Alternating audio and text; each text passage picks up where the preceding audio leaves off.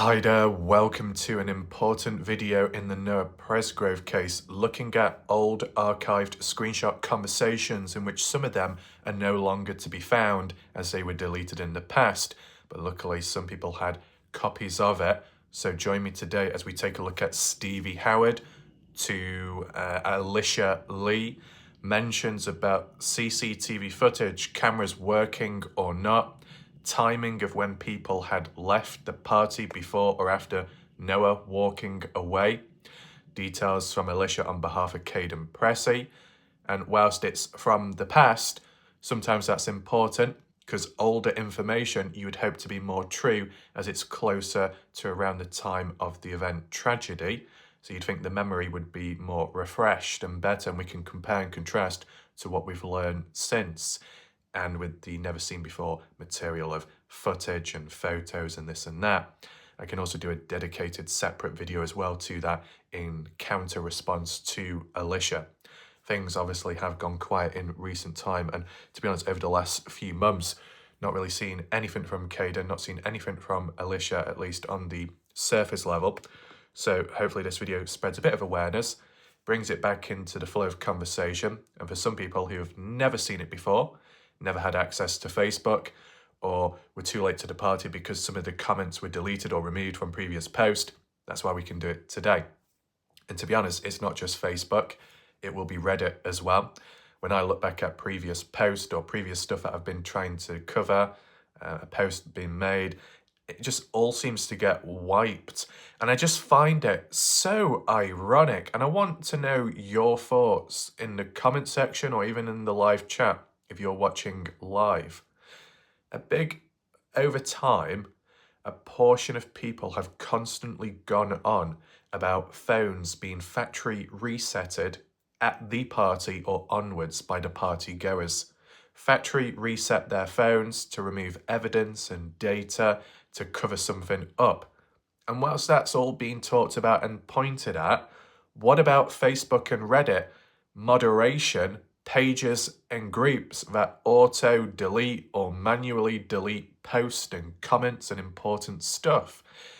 It might not be factory resetting, but the aim of hiding or removing things, what good does that do? And whether that be by the hands of someone in charge of one of the pages, or if it be by the commenter themselves, does no good. Something of interest may be written down or typed up and then it's removed afterwards. What does that mean? Someone trying to hide the truth? Someone slipped up and trying to undo their mistake? It just makes it more confusing and adds more mystery to the pile, which builds up with time. So, I said some of these screenshots you may have never seen before, and for other people, it's been a long time. For me, I probably have never seen them before either. So it will be a raw review, an analysis on the spot, read it out, share my reactions and thoughts as we go along, and who knows what shocking stuff that could be found. If you are currently here during the live premiere, welcome. Share your thoughts in the live chat box on the right side of the screen. Big shout out to Strawberry for making it on time like in recent time. It has gone extremely quiet on the channel recently, so I will have to review that at some point and see what the best step is next. What I will say though is on TikTok, things are performing reasonably well. So if you would like to support my TikTok page or just follow in general, the link will be on my main channel page. Somewhere on the screen, well, when you get onto the channel page. And I'll also provide the TikTok link down below in the comment section of this video. And I'll do a separate video and post just to spread further awareness so people are fully aware of what's up. And it will serve as a way of if people needed to reach out to me, because TikTok does have private messaging as well as video creation. So it is a win-win there. If you are interested in just simply catching up with my YouTube videos, if you've missed out on anything, don't worry. For the full playlist on the Noah Presgrove case, you'll be able to find it top right corner where the eye symbol is up there. And be sure to leave your comments today, your questions, your answers, discussions, thoughts, theories. Are you shocked or not by what you're going to see today? Leave it below under the video. That'll help with spreading awareness. And below there'll be a pinned message with PayPal link to me if you want to support me, and a channel membership. So there's about 22 screenshots, I think. I don't know if it's all part of the same comment thread. There might be a bit of overlap. It's just how it was posted. I think it was by Joyce Bergow. Credit to her. It's worth bringing it all back into discussion. There was a bit of a heavy focus with Stevie Howard in the early days, and for good reason, with some of the comments that they made and how they responded back to people. Then it kind of flattened out. But then with the wrongful death lawsuit and Stevie Howard's name being brought into it, it's kind of relevant to talk about now. We focus on each person, or as the ones that are available, and the material that's available bit by bit. And hopefully people will see that it's not just all about Caden.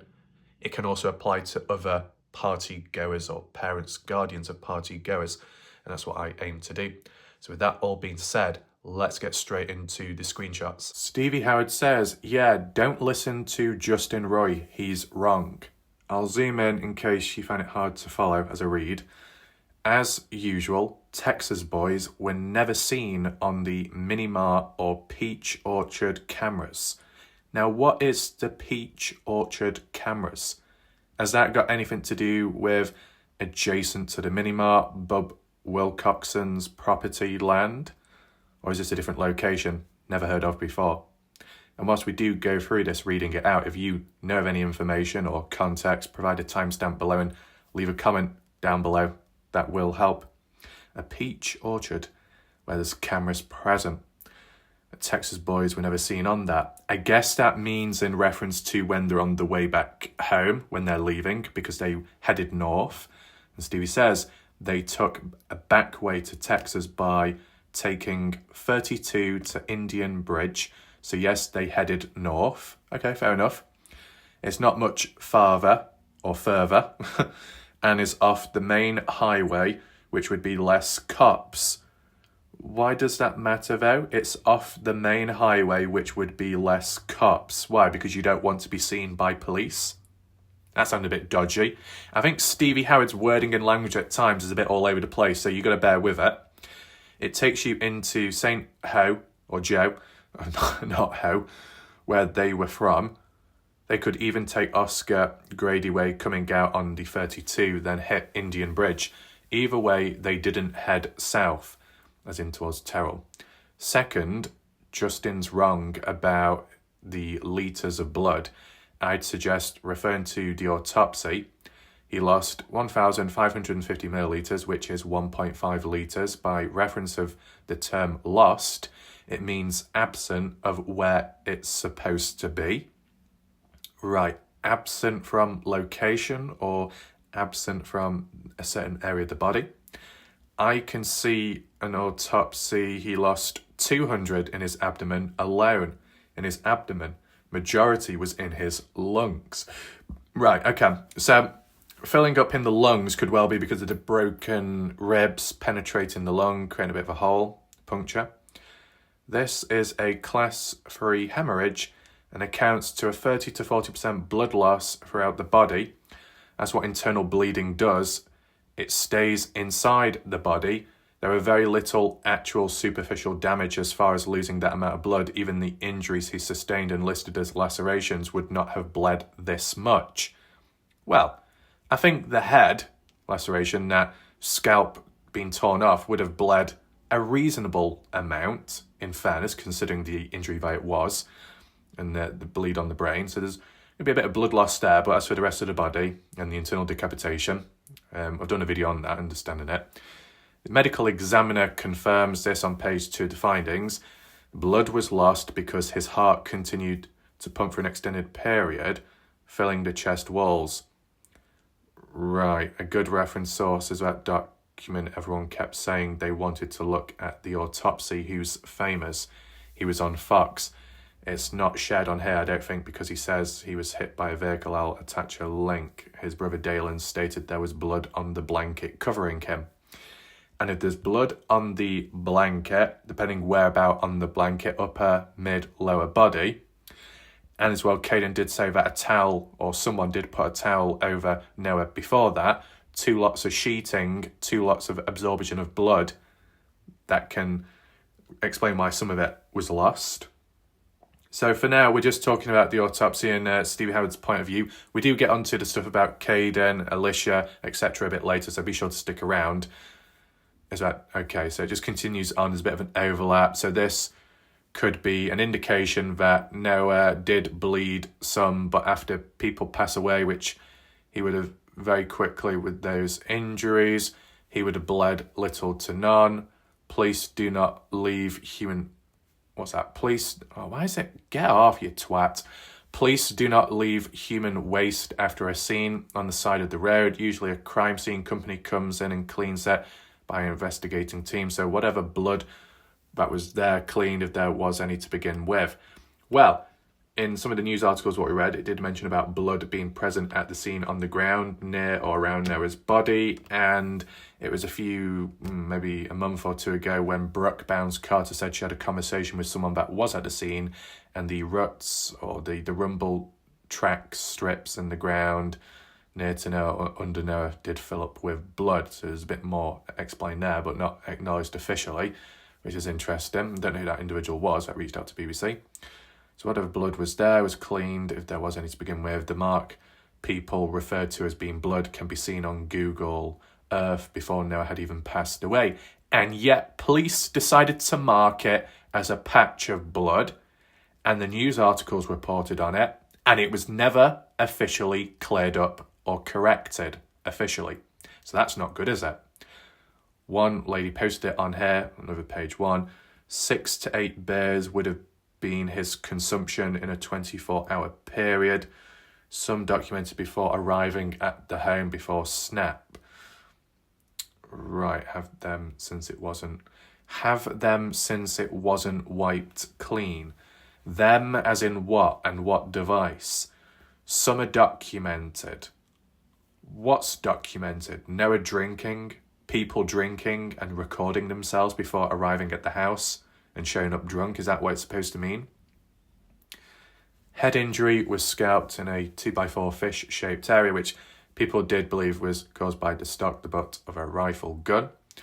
Not meaning the shape of a fish was left as an impression, obviously, but that the skin peeled narrow to the width, then narrowing even more and then fanning out like a fish. 4 inches in length, 2 inches wide. No one deleted any phones. A story was removed only because Noah had just lost his life, and it was removed out of respect. I know this for a fact. Oh, okay. There was a story, a Snapchat story, I guess, and it was removed. What story was it? Was it to do with the party? Was it directly to do with Noah? Is it something we've never seen before? And whose story was it? What account? Was it something to do with Caden Pressy saying, gone too soon? And then that other snap of him at the lake? I wonder. You let me know what you think down below. Some things do stand out more. As I said, these are long comments. Okay, so lost his life. I know this for a fact because I handed in the phones. So Stevie handed in the phones, but of whom exactly? I'm guessing Avery Carter because of being the mother. Maybe Logan as well. This is not hearsay or rumour, this is fact. Well, it might be, but to the general public, it will be considered hearsay because we're yet to see the hard evidence of it. Police had phones, so social media was inactive for an extension of time. That would make sense, yet still remains, as we can see, that by people screenshotting pictures from their old social media accounts, pictures of my daughter having bruising from sports, that is not on her new account but old. They got new numbers, new accounts, because the amount of threats and accusations, you can still search their old accounts and see that they're very much still there and not deleted. No kids have stated there were arguments and fighting. Right, well, that's interesting. I mean, in terms of the threats, death threats, damage to property and that extremes, early on in the case, maybe around the time of when I wasn't quite there or hadn't come along. I mean, who was it by? Any particular names? Was it from one side over the other? Acts of vigilantism, what good does it do? It only pushes people away. And if anyone was of interest or suspicious, why would you want to push them away? Why make it easier for them to just go quieter and then harder on yourself in learning? As for the picture of the daughter, Carter with the bruising from a sports thing. Yeah, I can't, well, it might be the same thing, or it might have been a part of, was it like a memory collection by Avery on TikTok that time, and people thought, oh, I wonder what this is from, but it wasn't from the party. Could be the same thing. But what I'm interested in is when it says no kids have stated there were arguments and fighting. Well, Caden Pressy did state that there was arguing. Justin Roy said there was pushing and shoving, as in Saturday or past midnight going into Sunday, when Noah is yelling at Jack because Jack has flirted with Noah's girlfriend behind his back, and Caden witnessed that. But have any of the partygoers mentioned about arguments or fights? Not really, from what I can remember. Maybe Jack may have made a reference to something to the bedroom debacle, but nothing much else. I mean, if Caden saw it but no one else mentioned anything about arguments, what does that mean? Caden's the odd one out again? Is it that other partygoers didn't treat it or deem it as an argument because it wasn't that deep or harmful, so there's no point counting it? But the wrongful death lawsuit mentions that Avery and Jack, at a certain time before Noah had walked away or in the process, was arguing a verbal fight with Noah. So, interesting. Very interesting that there was no arguments or fighting, and yet, technically, there was supposedly, from what some have said, like Caden. The mention by Caden of Mikey wrestling Noah, even if it's playful and it's harmless, it's still technically fighting, wrestling. Or the supposed story of when Mikey fish hooked Noah and Noah bit Mikey's finger, a bit of physicality there, but it doesn't seem to be acknowledged. How weird. If alcohol is involved, it is safe to say some probably did, but none so much that any kids deemed it worthy to take concern. Well, that's kind of incorrect, because from Caden Pressy's response with Georgia taking the alcohol, being drunk and being sick and outside, head in her knees, I think there was a level of concern there, because Caden reached out to his mom, in Alicia's point of view, her niece, and there was, concern, right, be sure to watch over her, make sure she's okay, don't let her out of your sight, and all that. So there's a level of concern. All of these kids were friends.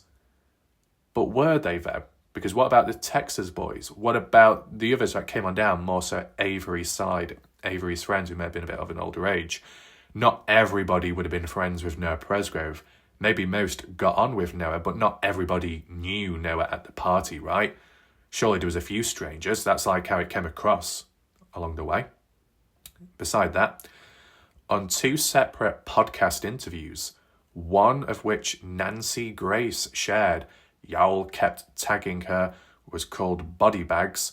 His only hang-up was the shirts folded, which we know were folded by Ellie after working the scene. Shirts folded. So once again, I think the problem is with Stevie, she doesn't always spell the words correctly. So it's not shirts, she meant to type shorts. The white shorts were folded, and we're aware of that because that's what's been said before. Folded by Ellie, after working the scene, Noah's teeth scattered, which we also know was one tooth now, since Robin Smith said she never said that, even though it was on her first podcast. Right, it explains the lacerations, striations on Noah's side, consistent with tire injury on first. The injuries and loss of clothes. If this does not suffice, I suggest looking up multiple blunt trauma in pedestrian vehicle accident, but does it justify the lack of clothing or the loss of clothing? Because if it was a vehicular-based hit and run, and I say that lightly, but I also acknowledge it because Stevie Howard was the one to keep pushing it even when the police ruled it out. It was in her comments online, Stevie kept believing it was a hit and run. But did the shoes fly off? No. Would you expect them to? There's a fair chance. Would the shorts typically fly off if you're hit during a hit and run? Likely not. If you was in a vehicle and your shorts caught and you went one way, the shorts went the other, they could separate. They could fall off in that sense. But just being hit by a vehicle, I don't think the shorts would fly off, and the distance as well. Unless they were super loose on your body. I don't know what the fitting was when it came to borrowing jacks. So it's interesting what's been said up to now. You let me know if there's anything you've never seen or heard before or considered. Please read up on blunt injury causing separation of cranial as it's consistent with large plain area impact. News Nation used a retired forensic that gave her opinion. Who would that retired forensic be? Is it Jodie Barth or somebody else? There have been not many since to debunk that are credible. Not like the one even Robin the Ant said was BS from the UK. What? Who? Which expert or which person from the UK was called out by Robin? As for BS, I never remember that nor seen that, do you? Beer cans were picked up. Some food, I think, thrown away. I believe one of the moms cleaned out the kitchen sink. Now, would that be Renee Millan from the stories of what we've heard previously of that deep clean? As for the beer cans being picked up, that was supposedly Caden Pressy on the Monday. Do not come at me and be like, oh, they said this or you didn't say sink. Lies. If a play-by-play is not given and then another factor is added later or even left out, it does not mean they're lying. But no counter nor shower was touched. I know this firsthand and not hearsay as well, as I was the one who cleaned it a month later. Ellie was there whilst this occurred anyway. What do you mean? The LE was present a month later when you were cleaning? Or you mean a month before when it was untouched the LE were about? How long were the LE there for then? Because depending on how you interpret this, it makes it seem like they might as well have done a search warrant for the time they spent present. Or was it just for a day? Some say LE did not enter the home, and they did. We pointed to Noah's clothes in the shower area and asked what they wanted us to do with them. He said, give them to family. I'm sure you can ask for replay of his recording of that day per the microphone systems when this is over, I guess. The microphone systems, what does that mean? Were people wired up when at the house?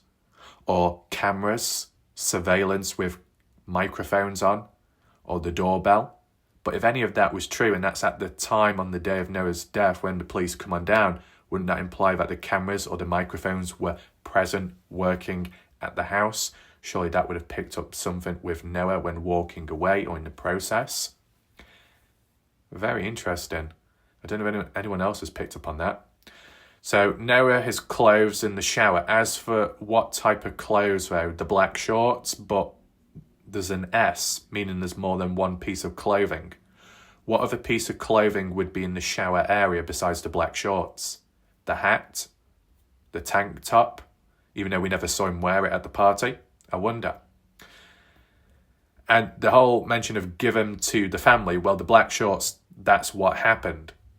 But as for the hat, as for the wallet, as for the sunglasses, they were never returned, from what's been said. So he only gave so much back. What happened to the rest?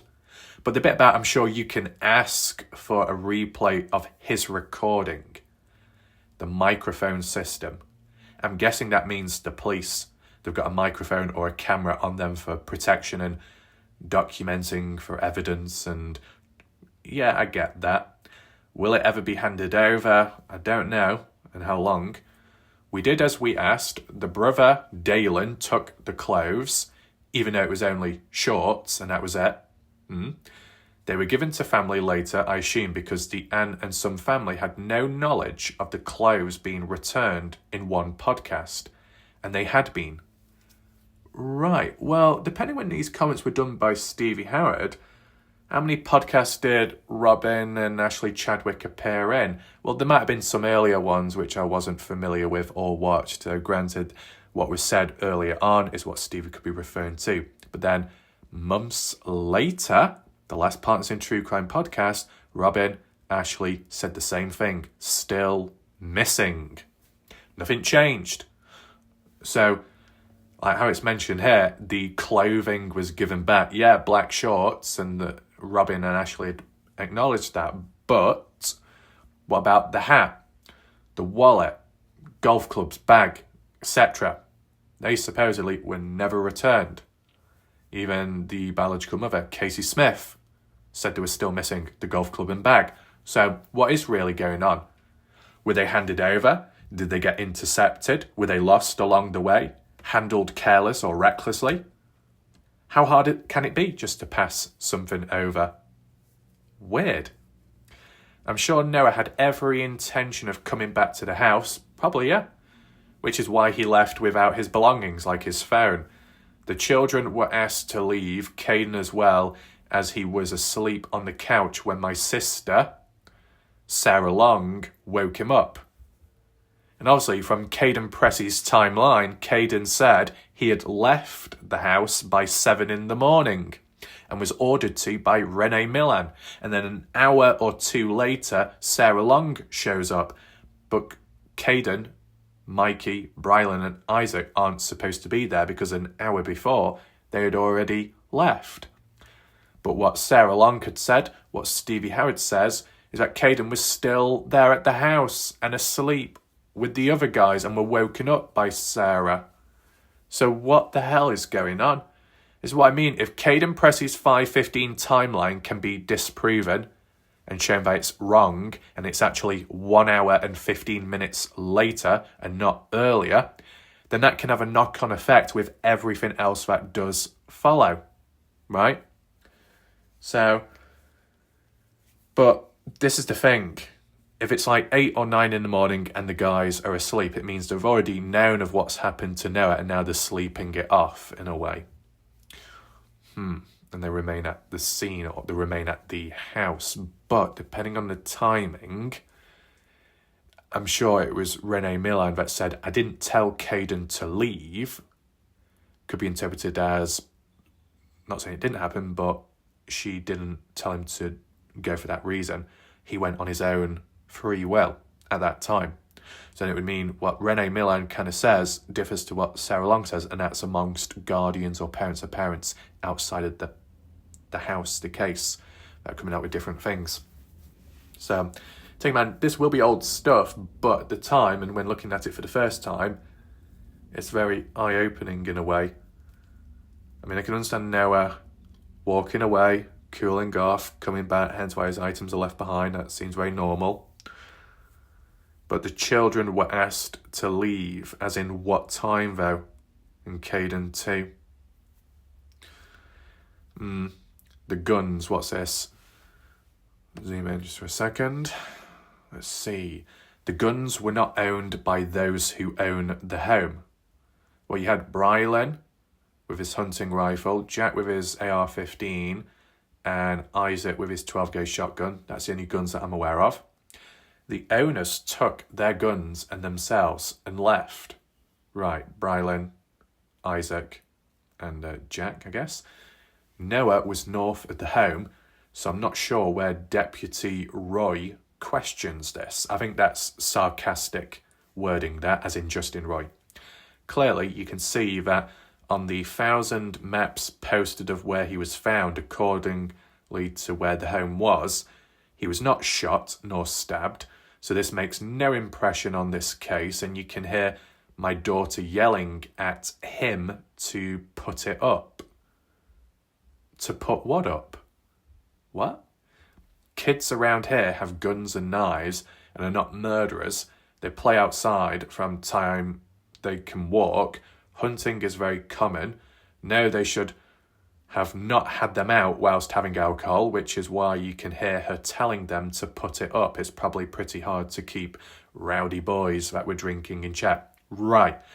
I think when it says she or her, as in the host, the birthday girl Avery, at 1:05 in the morning, Caden Pressy recording it when Brylan is slapping Noah, and in the background, Avery in her fluffy slippers talking to Isaac Rojas, who has his 12-gauge shotgun, and I guess she's pointing or saying, you can't do this, or you got to put it away, you can't.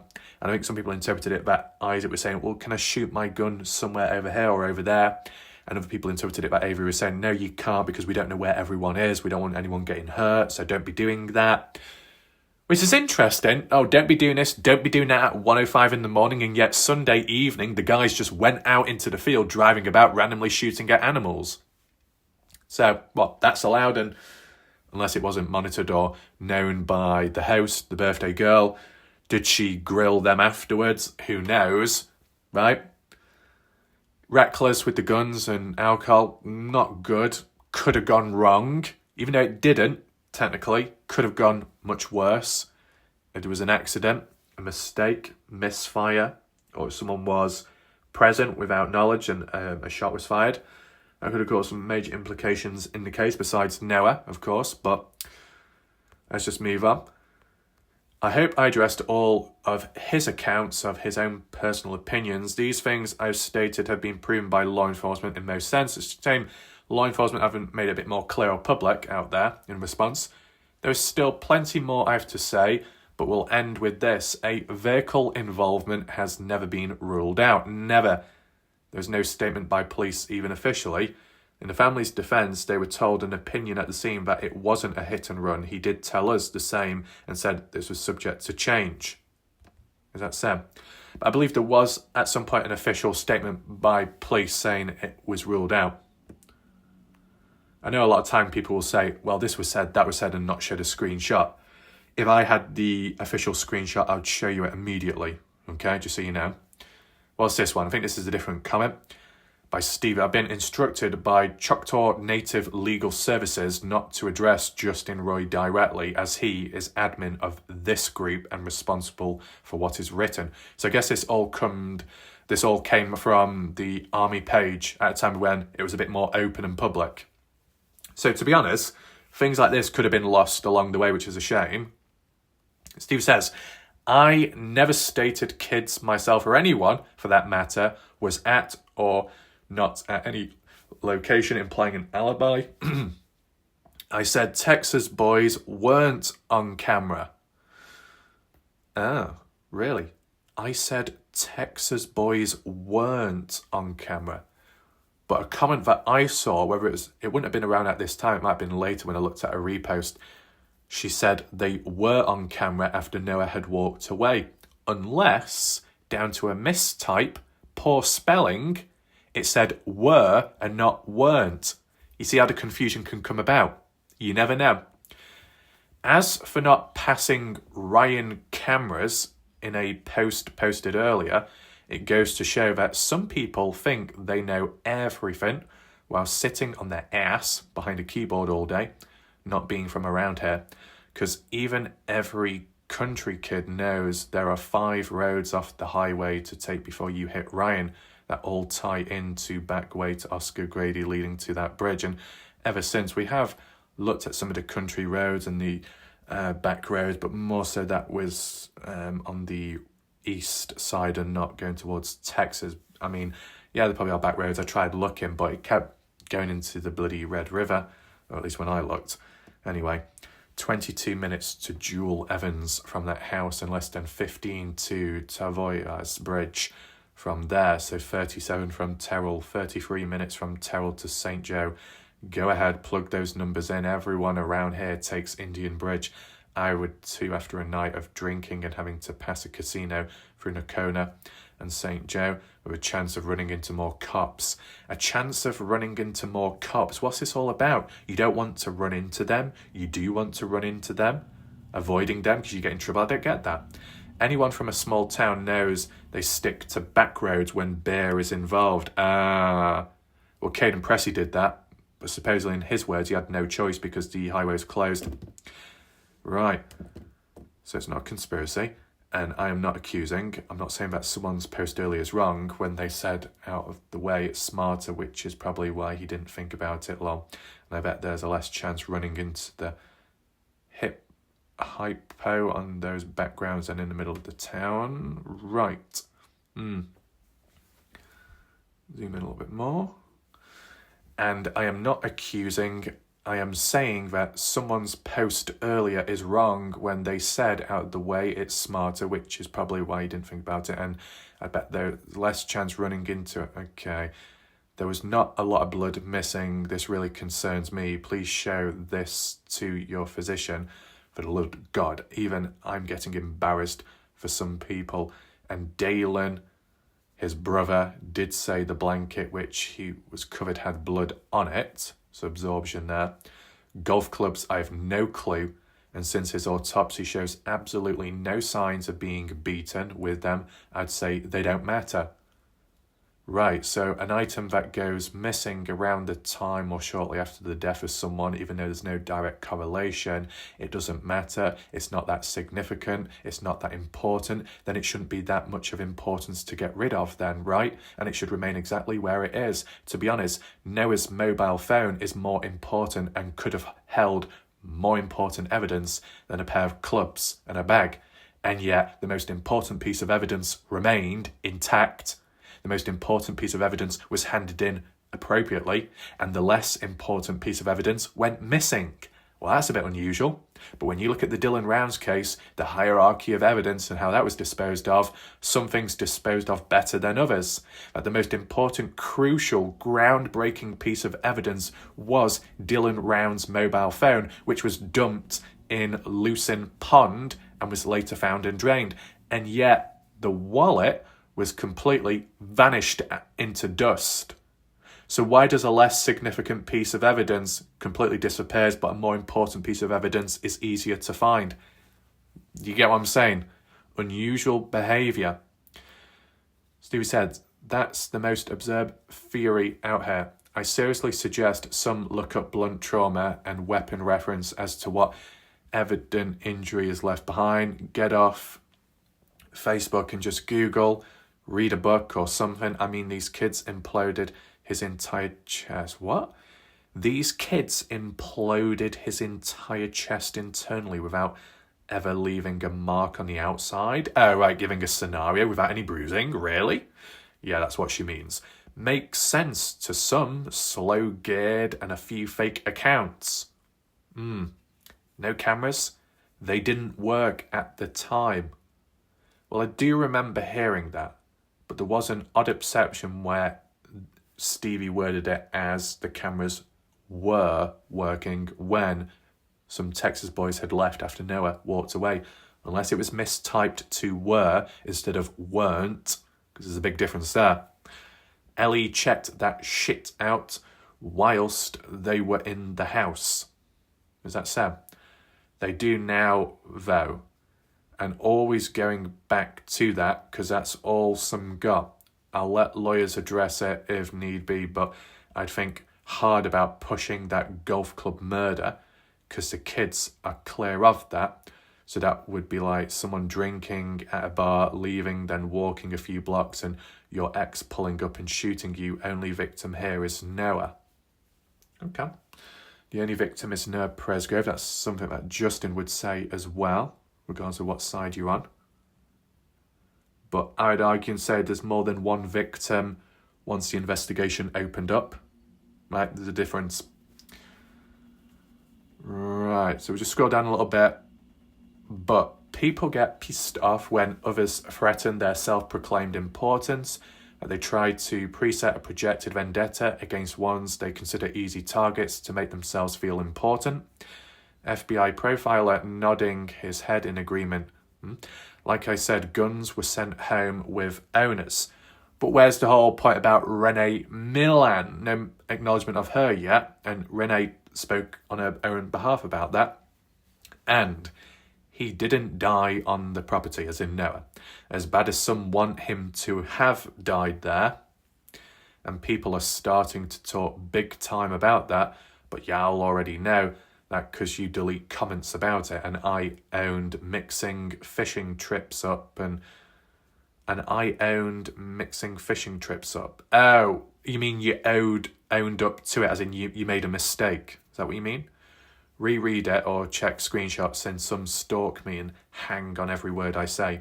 No lies, straight facts. People are getting tired of the BS on here because some people are here for justice for him. Some people are trying to help. Sad little man that cares more about how cool he thinks he looks to people behind the phone he will ever meet, rather. So Stevie's calling out Justin Roy there. Okay. Let's continue on. Where are we? we? Property, fishing trip, getting tired of the BS. Okay, behind the phone. Yeah, of what have happened to know the morning.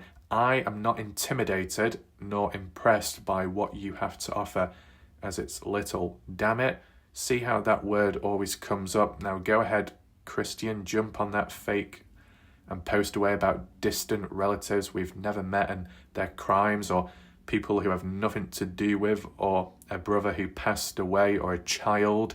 That's references to the 7-year-old, the Warwick boating accident involving Caleb Newton accident, 2020. And then the other one is, I forgot the person, that guy on the crashing into the back of a vehicle.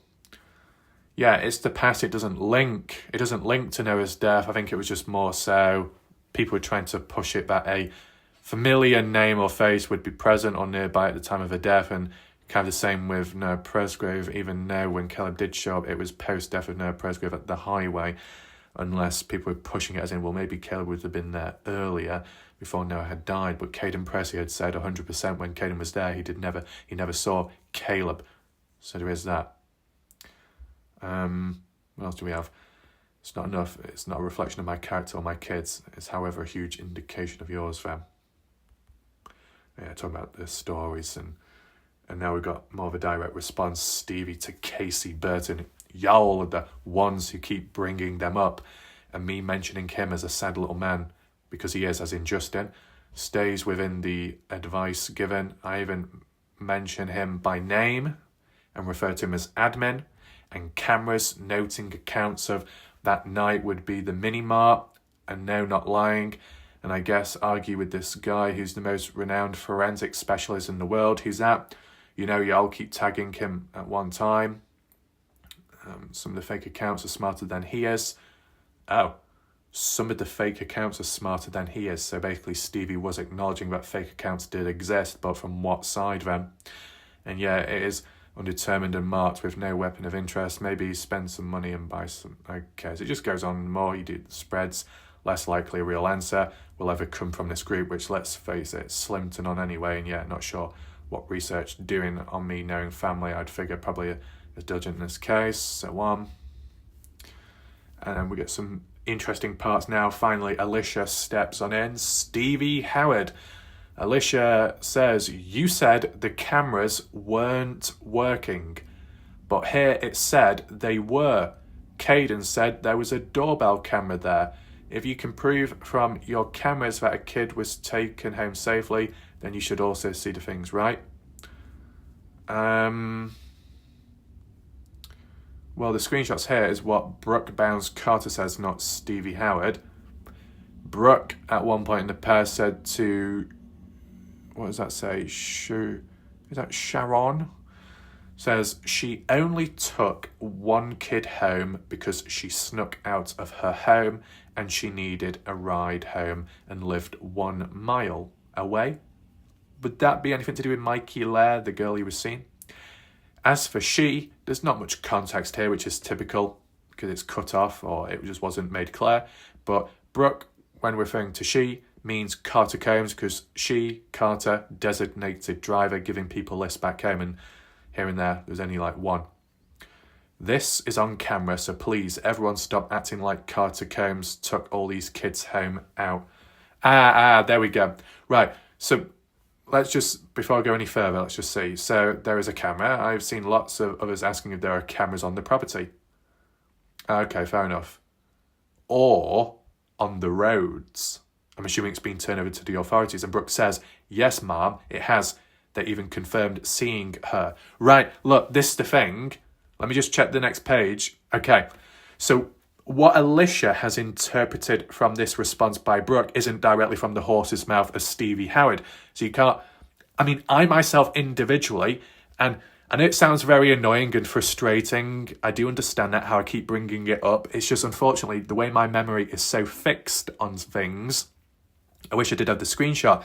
I'm sure I saw Stevie Howard say that the cameras were working at a certain point post Noah walking away when Texas Boys were seen leaving. I just remember seeing it worded that way. And I know Stevie had said what we've looked through about saying they weren't working, but it's just making me think, was there a spelling mistake? So what I saw, she meant something else, but she spelt it incorrectly, so that's how I interpret it the way I do. It would be a big misunderstanding, and it's very unfortunate, but I'm taking it into consideration. But what's mentioned here is extremely important for people, as in when it comes to interpreting and picking up on stuff, how you can misinterpret it, how someone can give a collection or a series of options. Was it cameras on the road? Was it cameras on the property? And the person's response is yes.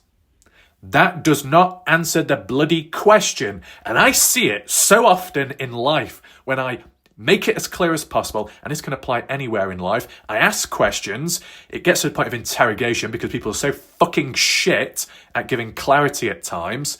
And at the end of the day, I ask, and people's responses is yes or no. And what was my question? Was my question as in, do you like the colour blue? And they say yes or no. Oh, great. No, I say, do you like the colour blue? Do you like the colour yellow? And do you also like the colour brown? And what happens when you apply it to your fence panels? Does it look good? And when you apply it to your windows, what actually happens there? And their response is yes. Yes to what? Yes, you like each colour. Yes, you only like one of the 3 colours. Yes, you apply it to your fence. Yes, you apply it to your windows. Yes, it looks good. No, it doesn't. What are you on about? Right? This is what I deal with constant in life. So, I'm very familiar with this. Elisha has taken it the wrong way. Okay? You said the cameras weren't working, but here it said they were by someone else that doesn't own the property. Right? But his friends, good friends with Stevie, so there should be an understanding there, right? But the thing is, this is talking about Carter Combs driving a girl home. That's 1 mile away from living from the party house. 1 mile away from party house to where exactly? Terrell. This is what it's interpreted as. This girl that snuck out to that party house, shouldn't have been there or so, was taken back by Carter Combs 1 mile away, which would be south, going towards Terrell. And how could it be seen on camera, right? Because Brooke says this is on camera, so it shows as evidence. The cameras at the mini-mart, the cameras at Bub Wilcoxon's property, not the cameras on site of the property, because they weren't working. But because it's worded so vaguely here that cameras show it, what cameras? Cameras on the site of the property, trail cameras, cameras on the highway, even though there wasn't any, cameras in Terrell. I believe with a level of confidence that Brooke Bounds Carter is referring to the cameras in Terrell showed Carter Combs' vehicle pass on in to drop the girl off. And that was it. Not that deep. And that is why Tria asked the question, because they got confused. So, there are cameras, as in cameras on the property? Or do you mean on the roads? I'm assuming it's been turned over to authorities. Do you see that? That is more than one question, and Brooke responds back with one answer. Yes, it has. What has? In response to, I assume it's been turned over to the authorities, right? And Brooke says, yes, it has been handed over. Right? They even confirmed seeing her. Right. Okay, the footage was handed over. Good. But which cameras, though? You say yes, but you don't say yes to footage cameras on the road, footage cameras on the property. I know the likely case. I know what Brooke Bounds Carter is referring to. So let's just reread this again, because Elisha greatly misunderstood it. But it is understandable when the context isn't given and the language and communication isn't exactly clear. So just listen in, okay? Brooke Bounds Carter said, Carter Combs took a kid home because they snuck out to the party house. They live 1 mile away, which is probably Terrell. That there are cameras in Terrell that show Carter Combs taking the kid back home. And Tria, because of that context not given, as in, oh, cameras, oh, you mean cameras on site at the party house or the roads? And was it handed in? And Brooke says, yes, the footage was handed in. But no direct response to the question of, are you talking about cameras on the property? Are you talking about cameras on the roadway? Brooke is referring to cameras on the roadway, highway, but in Terrell, not the party house, because those cameras weren't working, right? Sorry if it gets boring, that, but this is how Elisha greatly misunderstood the language and wording. But do I still believe or remember Stevie wording it as in a different post that they were working at one point? I do remember that then. But that was by BBC anyway. That was a different situation. Let's just see what's mentioned here. You might get the slight overlap with the post by Michael Fazecar, so I interpreted it in a certain way. We'll see. Stevie to Elisha, mini-mart cameras, not the house. So I can imagine Stevie Howard will probably summarise it here, but I just wanted to give you my summarising just before. The police confirmed to us that she, Carter, was seen on the mini-mart cameras and her time accounts correctly with the story she told. And her phone pings a line as well. And no, I am sorry, there was no Ring camera at all. There is a fake doorbell resembling a Ring. Wait, what? What's this all about? There was no Ring camera at all. There's a fake doorbell resembling a Ring, but no Ring. There are mounted cameras around the home that were years old and did not work. There are cameras now, though, because of all of this, as in the threats, the vigilantism. Hence why in 2024, when that stranger went on down to the property to record it, and Sarah Long online, in response to Logan Jernigan's response about it in July, said, don't worry, we'll look at the footage and we'll get their registration plate. Stevie says, I'm sure Caden can verify there was no visual of cameras on the inside of the home, as in display, which is what that type of camera system would have been. Right. Do you have video proof of the time you went to pick up your daughter from the party? Well, for Elisha, it wasn't her daughter, it was her niece. Melissa was the mother to Georgia. As you two would be going that way, like what time you left your home, as you mentioned you stopped at 3:30 a.m. a mile from the home about where Noah was found. You stopped at 3:30. What? No. I've never seen that time before. If they stopped at 3:30 a mile from the home where Noah was found, then Elisha should have seen Noah's body. Never seen that time mentioned ever before, 3:30. I mean, Elisha at one point said 3:15, but based on the times of what we were looking at, and when Georgia and Breely left at around 2 in the morning, it would have been much earlier on. I've done a video about that already. Why didn't Caden offer Noah a ride if he wanted to go home with you when he asked and was too drunk to take him? He could have said, hey, you can ride with my mom, though. She's coming to get Georgia. And why did the kids load her in the car? Right, okay. Well, to be honest, by the time of 2 in the morning when Georgia and Breely were leaving, at that point, supposedly Noah Presgrove didn't want to leave anymore, so he was okay with where he was at. So I guess there was no need for a follow-up.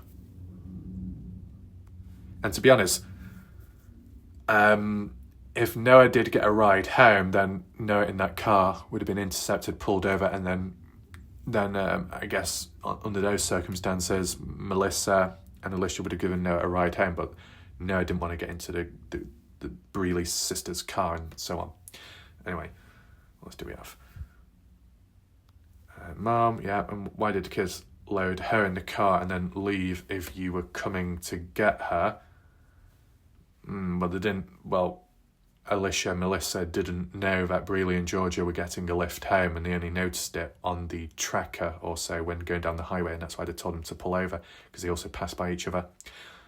Why do they say it was much earlier than when you would have been there? I'm not accusing at all. I think there are a lot of coincidences that come into play here.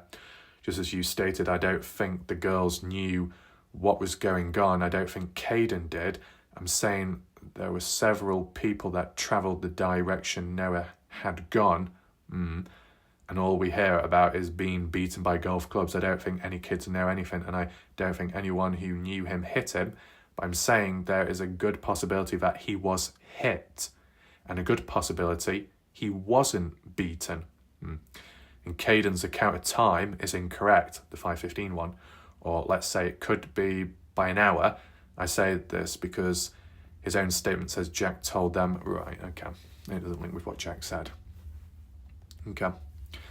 So for the total amount of people that did go north at some point, how many of them would have been at the time of 3:30 onwards? Because that's where it's most crucial. Zoom in now. Okay, let's say it could be by an hour. Jack told them and everyone went back to sleep.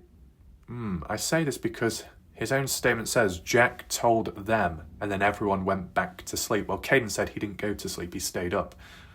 But my girls were in the kitchen crying and had called me. I got called closer to 6:30. Said he couldn't sleep and a few boys went down there. Right, they were told to leave by Tyler or truck driver.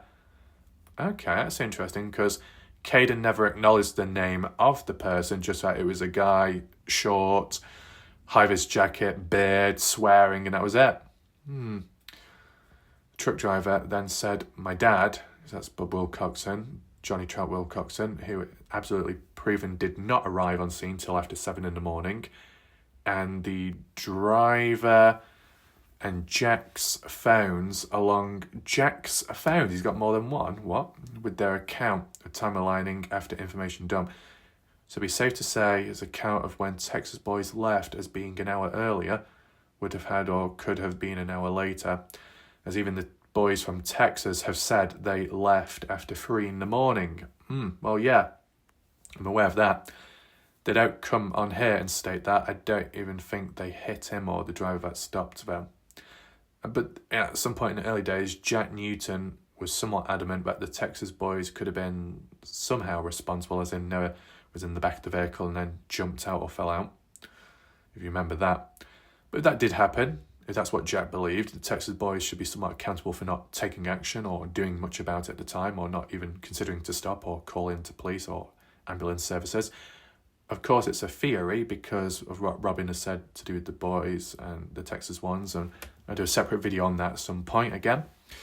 Again, Elisha, I'm not accusing you or Caden. I've defended every single one of these kids from the beginning. I believe it was a truck that passed before the first driver saw him. Right. Oh, we got some more response here. Stevie and Elisha. To Elisha, you said after she left, he went to sleep. As in when Georgia left, Caden then went to sleep. Kids loaded her correct. Caden helped. You both state after he did, he went back in and went to sleep, but you picked her up a mile from the home at 3:15, but he was asleep at 2 to 2:30 in the morning. So 45 to an hour later after he loaded her up and went back to sleep, and you showed it an hour from the home to pick her up on the side of the road. Again, I'm not accusing. Bit all over the place. Elisha says, I told you not to come after my kid and you're still doing it with your false narrative of I'm not accusing Caden of anything. That is not my daughter, that's my niece. Caden didn't even know I was coming with her mother to get her. Yeah. Caden went to sleep after she left with a friend. I have a location and saw her moving from the house. Her mother called her and told her to pull over, and that's whilst driving. Must have been hands-free hand device.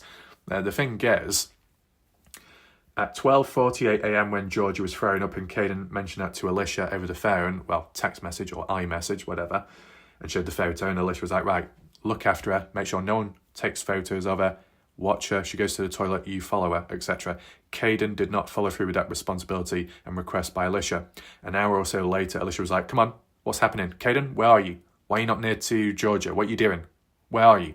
If you don't respond back soon, I'm going to call Melissa and we'll go from there. And that's basically what happened. And Caden, I guess, didn't check his phone because Caden went to sleep. And then when Caden was aware, it was 2:42. Elisha's call log proves that at 2:42 that they already had Georgia by then. So 3:15, whether that's mentioned by Elisha, whether it's mentioned by Stevie Howard, regardless of anyone, 3:15 is absolute bollocks based on if you believe what Caden says about the contents of the call. It's hard evidence. We've seen it ourselves, hard evidence of the call log. And I would show you it right now.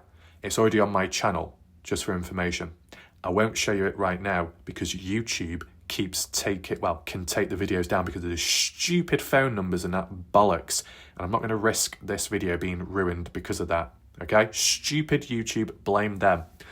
But the call log shows Elisha at 2:42 making a call to Caden.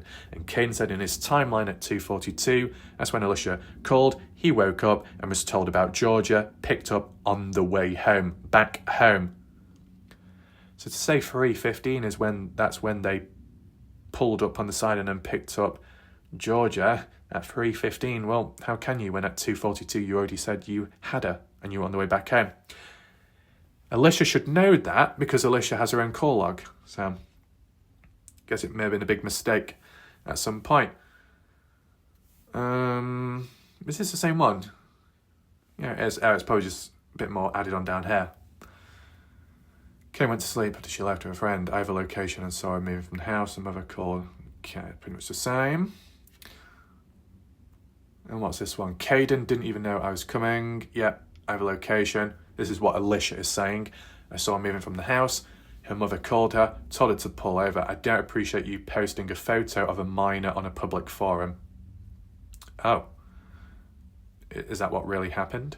I mean, it's not changed because a few weeks or a month ago, someone did that elsewhere with other stuff on the case, which is a bit weird. Not something that someone who claims to not be making accusations would do. It wasn't 3:30, and I never said that time. His timeline isn't messed up, and he isn't remembering anything incorrectly. He looked at his phone at 5:15 because he thought he had just went to sleep and was trying to get his bearings regarding what he was hearing come out of his friend's mouth, as in Jack announcing the news of Noah's death. The reason I have stated a mile away in a private text that I sent to Donna last year that you somehow obtained was because if Noah was found a mile from the house, he was not on that road at that time when, I guess, passing on by. Caden did not go back to sleep. Your sister did not wake him up. Stop the nonsense. He did indeed say the girls were in the kitchen dining area crying and began calling their parents. Well, in terms of the crying aspect, yes, Caden did say that. So that's the thing. What Caden says, there's some truth to it, but not everything is quite correct or adds up.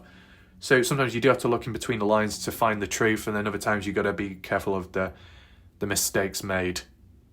Bit of a balancing act, some ways or another. The reason I stated a mile away. Okay, we've seen that. I know, back to sleep, did not wake him up. Right, so start from there. It was about 30 to 45 minutes later when the first parent of your child's friend arrived. First parent of your child's friend. I guess that's Renee Millan. Caden said you couldn't even see the sun yet. Light was just barely appearing. I too have proof of my son's timeline. Phones don't lie. Phone records, text and phone pings will all show that what I stated here is fact. And yet the victim's family wasn't able to get a hold of it at the time, and it was so dragged out and messed about that was the phone of Caden's even processed or handed in to police or what? That's a bit of a mystery itself. Caden says it never was. Elisha says it was. Yes, the victim's family had been granted that subpoena from the police investigations and investigative material, but what does it actually equate to? What does it lead to at the end of the day, right? Because if Caden's phone was handed in and checked by police, then the family should get that and get their answers and closure there, whether Caden's correct or not. But if Caden's phone was never handed in to police, well, then the family aren't going to get any closer to that aspect. It's a problem. Caden has never said who he spoke with to the general public, and he never pointed at your dad in privacy. I guess that's Johnny Trott Wilcoxon. That's a rumour you're helping spread by posting it here. There is one thing you need to remember. My son is not a liar. Still, I have not brought up your children. Do the same for mine. Continues on. Elisha, Stevie Howard, who said he was asleep at 2 a.m? Who said he was asleep at 2 a.m? Well, Caden Pressy did. Caden said he went to sleep at 2 a.m. Elisha says he did drift off whilst she was still in the house. but he didn't go lay on the couch until around 3 in the morning. Oh, is that so? Because Caden Pressy said he went to sleep at 2 in the morning, and that was mentioned, I believe, in his official statement on Facebook, but it was more so reinforced in his interviews. Caden went to sleep at 2 in the morning. In the police interview, said he woke up at 3 in the morning and went back to sleep at 3:20. In the Partners in True Crime interview, in Caden's words, he woke up at 2:42 in the morning and went back to sleep at 3 in the morning. So what Elisha says here does not align with what Caden said, which is a big problem. Isaac Rojas was the only other person in that house asleep at that time. He never loaded her. You're making that up. She, as in Georgia, was walking and went to her sober friend's car. Sober friend's car? Breely? No. Breely wasn't sober. If Breely was sober, then she would have given Georgia a ride home. Breely was drunk, so that's why she called her sisters to come on down, to be picked up. Stop it with the not accusing your mess. Rumours get started by the nonsense. So Elisha can say, stop doing this and stop doing that, but Elisha's wording as well is off too. Casey, Stevie Howard, why are you still lying? Tyler never told Caden to leave. Why do you keep saying that? Tyler and his wife have been on here and made it clear that they did not see Caden, and Caden did not see Tyler. But Tyler did hear someone in a high-vis jacket telling someone to leave, which could have been Caden, right? Could have been all there at the same time, but just didn't see each other. Always possible. It just goes on and on. Elisha says, the Texas boys left before 2:30 in the morning Monday. Well, that's incorrect, and I'll do a separate video on that. You'll see with time. Jennifer, so are they in fact there? I just never seen anyone in the videos that haven't been identified, so I just wanted to clarify, and it wasn't made up story or fabricated. And there's been a lot of inconsistencies. Elisha, yes, Mom. Caden said there were guys from Texas there. They came to the birthday party. You can see them in the back of some of the Snapchat videos. However, he said they were gone before he went to sleep. Well, that's incorrect as well. And I'll show you that in a separate video. Just finish it off here. Elisha, they exist. What's this? Yes, they exist, and they were gone before Caden and 2 other guys went to sleep in the living room. 2 other guys went to sleep in the living room. What? Mikey, Brylan, Tracy, Jack Newton tried his hardest saying they were still there, even though he was asleep. What? Texas boys? I wasn't saying they never existed. I was saying Jack Newton lied about them still being there later, as in the Texas boys.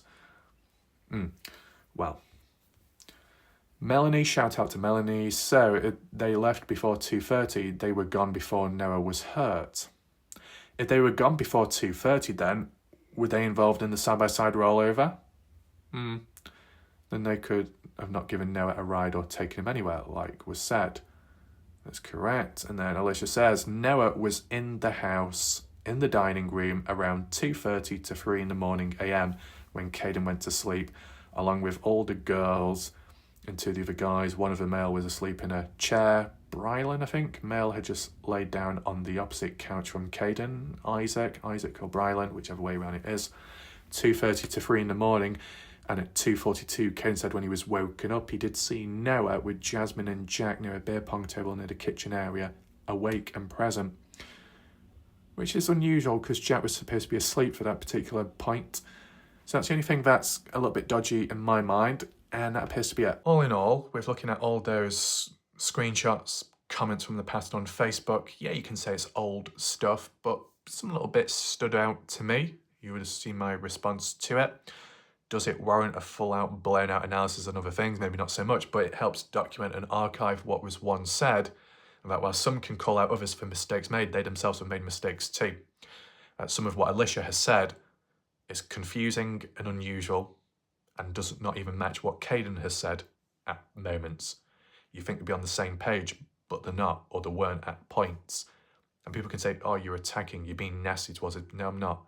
I'm making valid, observant observations, as simple as that, from what's been said here to what's been said later, what's been said in between, and how it conflicts between 1, 2 or more people. It's a big issue. So the follow-up that I can do there is the whole statement of Texas boys leaving at a certain time. How true is that based on the Snapchat or video footage of what we've seen? who's in the background at a certain point, certain moment. Granted, whilst Saturday night, Sunday night will show Texas boys in the background, which is important. May or may not be able to identify them. Monday is where it's most important. And is there any footage which shows Texas boys there Monday? Yes. And at a very important time, which we'll refer back to. And I'll do that as a separate video. Short one, long one, we'll see how it goes. Just to counteract that say, here's proof. So what Elisha says is wrong, but here's proof to say that the were present, or some were still present, and just some add-ons as well. It's about trying to bring it all together. The thing is, important stuff and what's mentioned by family to people of interest, it is spread about from Facebook page to group to page to group, and then some of it on Reddit, and then it can be lost along the way as well and can be deleted, and that does no good. I know Justin Roy said when it came to the Justice page, the family-run one, in the earlier days, you know, the parents, the guardians, the partygoers and the partygoers were all active and vocal on the Justice page, and it was really helpful, good communication, calm, relaxing, answering questions and learning. And then it all went wrong, backfired, people kicked, people removed, got petty, got heated, and posts were deleted. And Justin said it's a great shame because there was some valuable information there. Why would the victim's family do any of that? What good does that do? So I wasn't around at the time. If I was around at the beginning of the case, I would have seen more, I would have been able to document more, and when it would have been lost, it would have been on my channel. It just wasn't possible at the time. But we've got what we've got, and credit to those out there that have those screenshots and other people out there that have archived along the way, because at the end of the day, you don't know how long things will stick around for, or people. Things can be taken away when you least expect it. So it's always worth being cautious and careful. And if you do see something important, report it. And I don't mean report it as in get it taken down, but report it, spread the awareness, or archive it, get a little screenshot, because it might disappear tomorrow or in a few hours' time. You never know. With that being said, you let me know if you've learned anything new. Hopefully you found it somewhat important and interesting. Feel free to hit the like button, share the video so there's more awareness to be spread, just to help keep the case alive for a bit more. And yeah, my name's Wallet Raf. Thanks for watching. Goodbye. Good night for now.